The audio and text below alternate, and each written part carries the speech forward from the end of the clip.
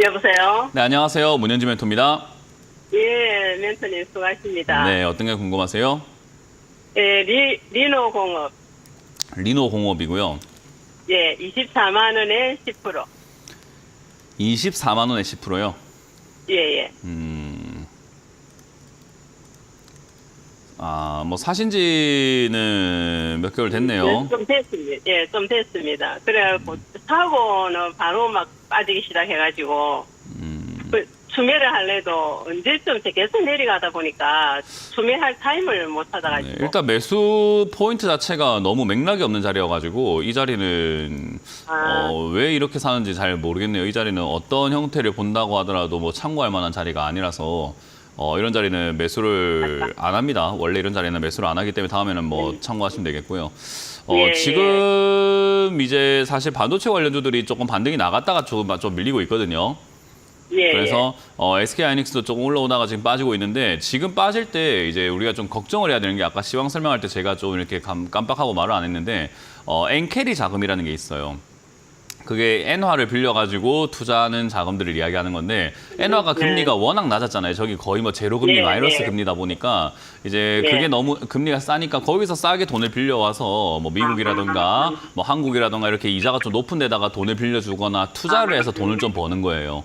그럼 완전히 공짜로 남의 돈을 가지고 내 돈을 버는 거니까 좀 이득이 많이 생길수록 좋겠죠, 그죠? 근데 이게 금리가 다른 국가하고 금리 격차가 컸을 때는 그게 참 매력이 있는데, 미국이 금리가 내리기 시작하니까는 거기다가 일본은 지금 금리가 올라가고 있거든요.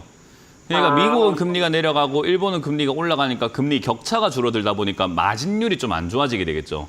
예전에는 완전히 제로 금리, 완전히 0%로 금리를 빌려와가지고 미국에 돈만 빌려줘도 막 3%, 5% 이렇게 받았는데, 이제는 뭐 거기 금리는 좀 떨어지니까 뭐 한 3%밖에 못 받고 이제 2%로 돈을 이렇게 엔화를 빌려와야 된다고 한다면은 메리트가 좀 없어질 거예요. 그러다 보니까 이제 그런 자금들의 이제 이탈이 조금 이제 좀 걱정이 된다라는 그런 전망들이 많이 나와요. 특히나 이번에 고용 보고서가 조금 잘 안 나오게 된다면은 미국이 11월에 금리를 0.5%를 또 내린다는 거고, 그러면 거의 뭐 한 2개월 만에 1% 금리가 확 떨어지는 거잖아요. 그죠?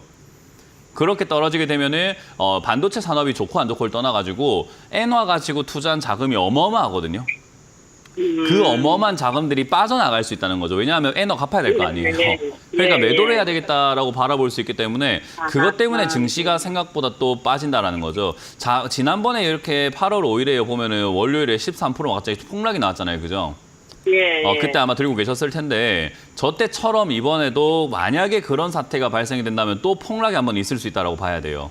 그러니까 이제 그런 현상이 나올지 안 나올지는 그 어떤 누구도 모르죠. 왜냐하면 엔화를 가지고 투자하고 있는 사람들 우리가 그 깊은 속내를 어떻게 알겠습니까? 그죠? 그래서 지금은 이제 기다려보는 수밖에 없다라는 게 제 생각이고요. 그렇기 때문에 그런 리스크, 그런 위험이 아직까지 해결되지도 않았는데 추가 매수를 뭐 서두를 이유는 전혀 없겠죠. 그죠?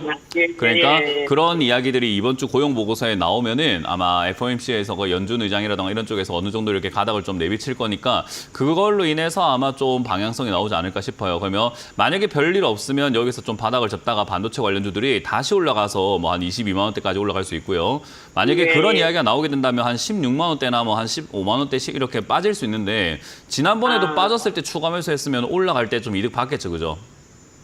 그러니까 이번에도 빠졌을 때 겁을 먹을 것이 아니라 그때가 추가 매수의 절호의 찬스가 되는 거예요. 그러니까 예상치 못한 폭락이 갑자기 나왔다? 그러면 추가 매수 저번에 해야 된다고 했었는데 문현진이가 그렇게 이야기했었으니까 내가 추가 매수를 하는 게 훨씬 더 유리하겠구나라고 생각하는 게 맞는 거예요. 그래서 만약에 뭐 그런 리스크로 인해서 15만 원까지 밀린다면 추가 매수하는 게 맞을 것 같고요. 그 이하로 빠진다 하더라도요.